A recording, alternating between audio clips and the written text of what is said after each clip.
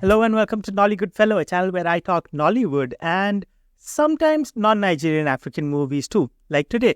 Today I'm going to be talking about the Zambian film I Am Not a Witch, which is streaming on Mubi.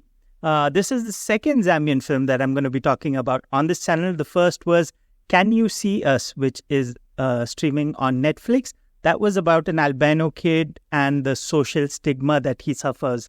And interestingly, this movie also has a scene which shows a few albino kids, though they're not integral to the story. And another similarity is that this movie is also around a social stigma.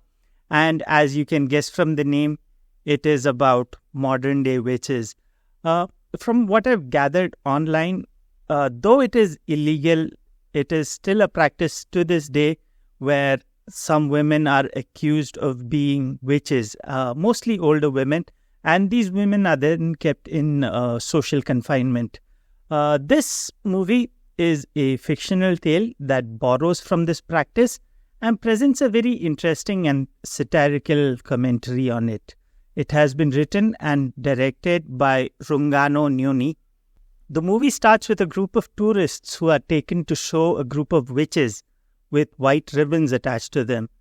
We then see a woman carrying water, trips and falls, and this woman sees a young girl standing behind her, and the young girl, who is an orphan, is soon accused of being a witch. She then has to live with this group of witches who are essentially old women kept in isolation with white ribbons attached to them. The fictional element of the white ribbon serves as an interesting metaphor and a visual device. It adds a great deal to the storytelling and adds to the aesthetics of the movie as well. For example, in one scene, these old witches tell this young girl that she's lucky that her ribbon is long as she can move more freely. And that's such an interesting commentary on how much that little bit of freedom means to these women. The movie very smartly touches upon superstitions, misogyny, oppression and corruption, where an unprincipled government official is made in charge of this young witch. And he soon makes her an oracle to help spot perpetrators in the village court. And he soon makes a spectacle out of her and profits from her.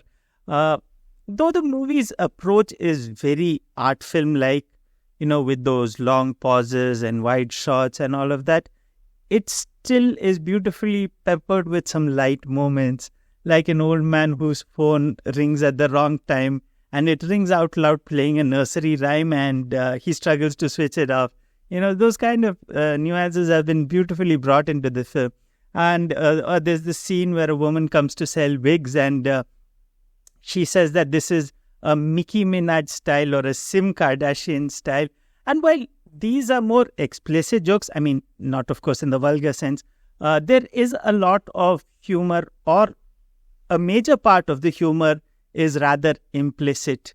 And it toes such a fine line where the film laughs, it makes you laugh, and it also shocks you to the core at the same time. The dialogues are snappy and to the point. The screenplay is very well written. The cinematography and production design are a work of art. The only spoiler I'll give is that the last frame is so beautiful that it stays with you. The only negative I have here, I won't even call it a negative. The only thing I wished for, rather, is a few more backstories of the witches. That would have helped the viewers who aren't familiar with the whole concept of witches get it in a better way. The performances in the film were really good. Henry B.J. Phiri has done a really good job as the corrupt government official. And, the way he tries to justify himself is very interesting. He looks the part as well. All in all, a really good job. Maggie Mulubwa as the protagonist Shula has done a really good job. Her stoic expression adds so much depth to this character who is accused of being a witch and who doesn't who isn't really able to process what she's going through, and that has been brought to life beautifully. Many of the other actors have also done a great job. Many of the women, older women as witches, were really good. They added this layer of warmth to the film. And there were a couple of performances which were not up to the mark, but all in all, the performances were stellar, I would say. All in all, this film is nothing like I've ever seen come out of Africa. It is haunting, it is thought-provoking and funny, all at the same time. Do check it out. Do like this video, do comment, do share, do subscribe. Till next time, this is me, Nolly Goodfellow, saying bye.